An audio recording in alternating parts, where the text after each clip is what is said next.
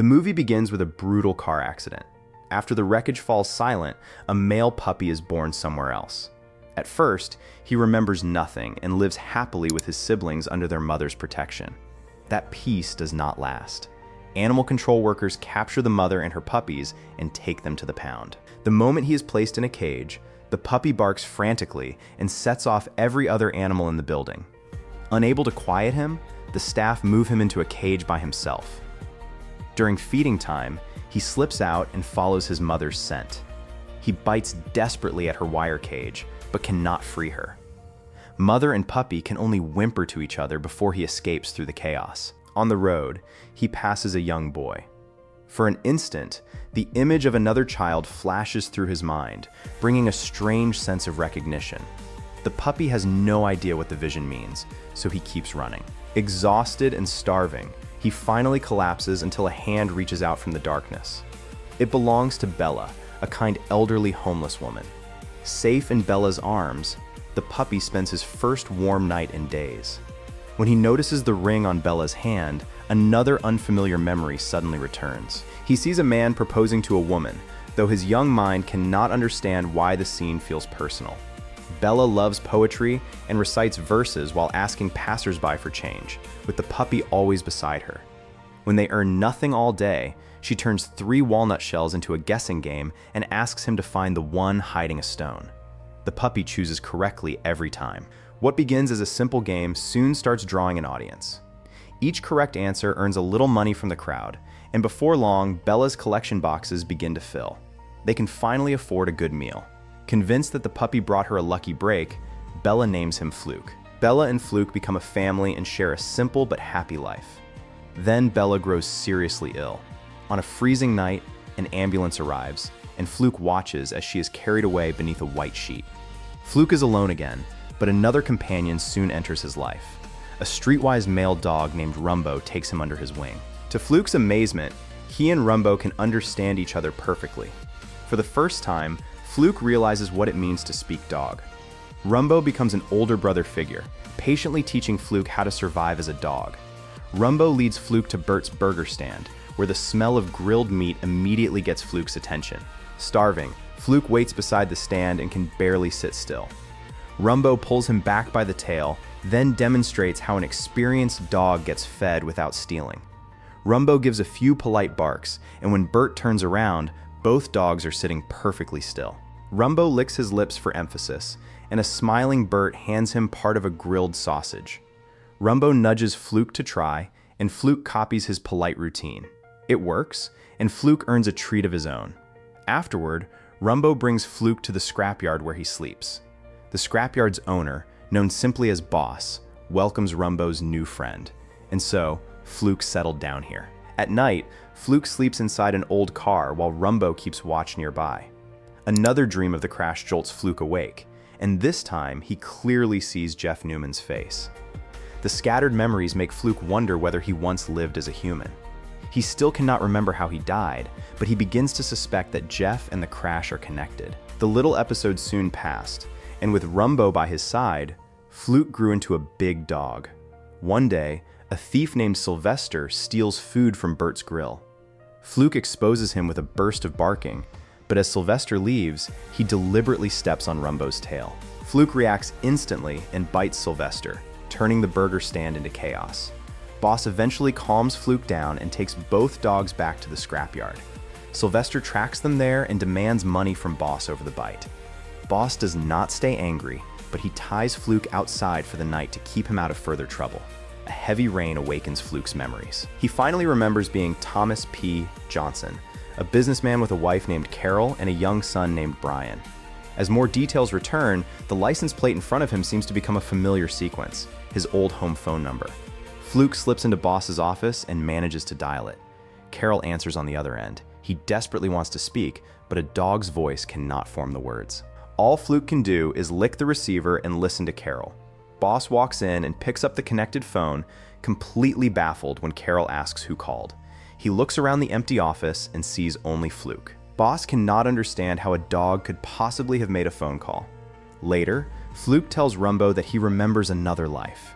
He was once Thomas, a man with a wife, a son, and a home of his own. Now that his memories had returned, he wanted to go find his family. Rumbo reacts angrily and warns that if Fluke leaves to chase his old life, he should not expect to return. Rumbo cannot accept being abandoned over a few incomplete memories. Hurt and angry, he walks away. Fluke hesitates, then chooses to follow Rumbo. That brief delay gives Sylvester the opening he wants. Still seeking revenge for the bite, Sylvester catches Fluke with a metal loop and hauls him away. Sylvester delivers Fluke to a cosmetics laboratory where animals are being used for product testing. Strapped to the lab table, Fluke experiences another rush of clearer memories from Thomas's life. He remembers seeing Jeff comfort Carol and Brian at Thomas's funeral, deepening his fear that his former family may be in danger. As the testing continues, the frightened animals break loose and throw the laboratory into chaos. Rumbo crashes in through a window at exactly the right moment and races to Fluke's rescue. As Rumbo frees Fluke, the other animals escape their cages as well. Chemicals placed in Fluke's eyes leave him temporarily unable to see. Rumbo tells Fluke to hold his tail, then guides his blinded friend toward the exit. Sylvester returns and fires after the escaping dogs. Rumbo keeps running and leads Fluke out of danger. Fluke's vision finally returns, only for Rumbo to collapse beside him. Fluke sees that Rumbo has been shot. As he panics, Rumbo quietly asks him to come closer. Rumbo reveals a secret he has carried for years. He was once human too. He asks Fluke to remember the old photograph displayed behind Bert's counter. The sailor in that picture was Rumbo in his human life, and Bert was his brother. Rumbo warns Fluke that reincarnation means the old life is over, no matter how deeply he still loves the people in it. Rumbo's voice fades, and he dies beside his closest friend. Fluke curls against Rumbo's body and grieves, now alone once more. Rumbo's final lesson stays with him. The past is gone, and forcing it back can only cause pain.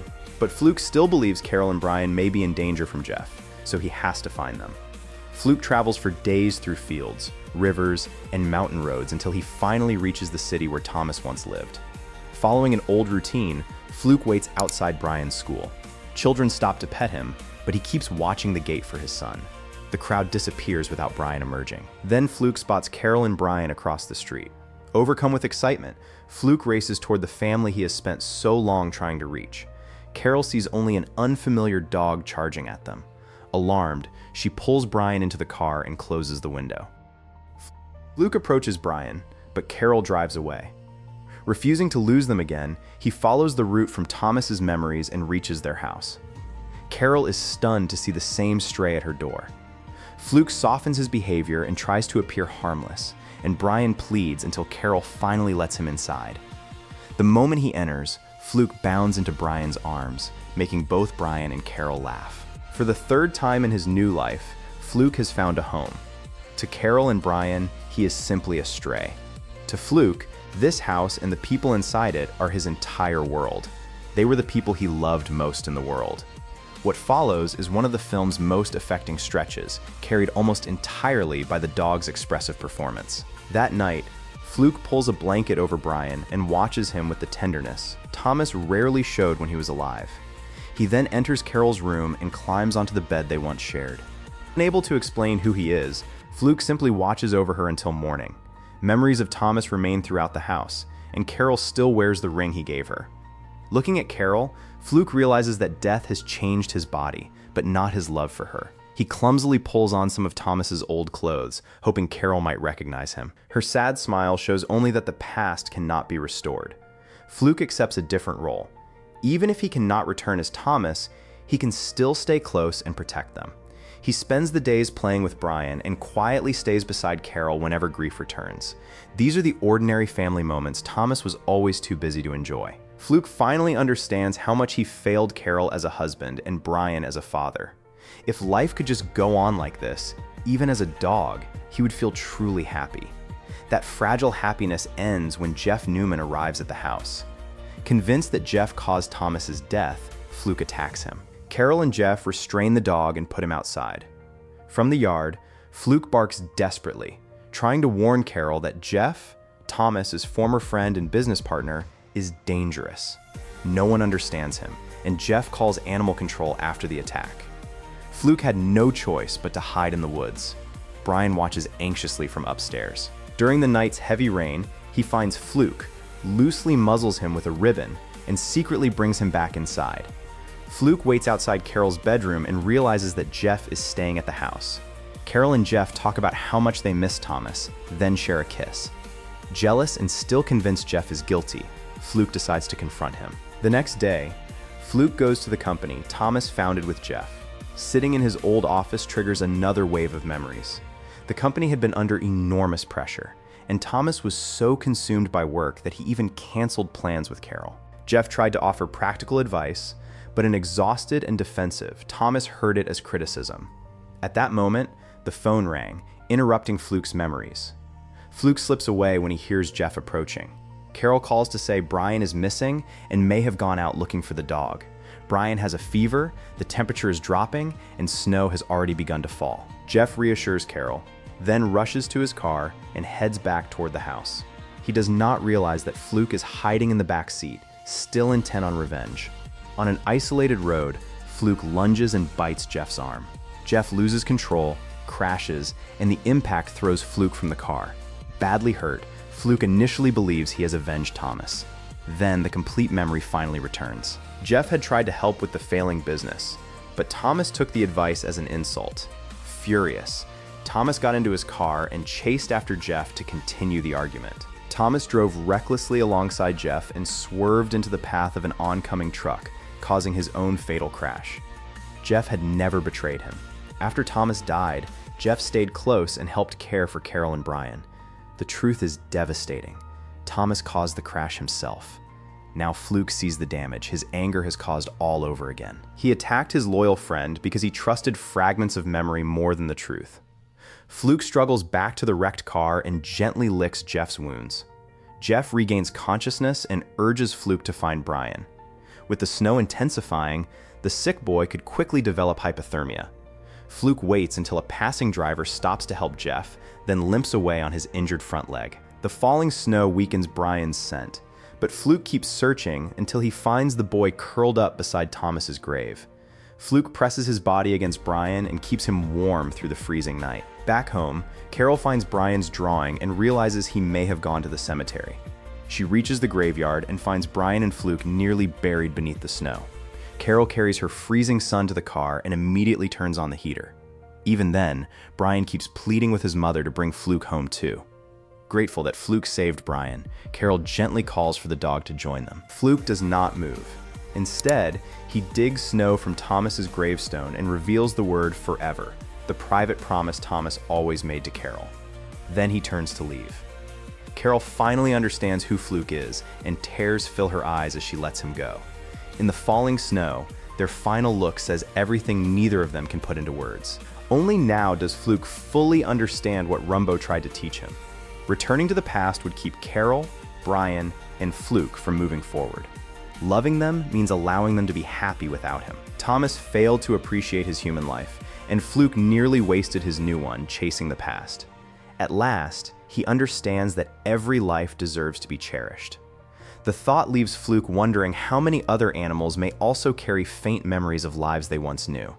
Later, Fluke is reunited with Rumbo, who has now returned in the body of a squirrel. Rumbo may look different, but their friendship has survived yet another life.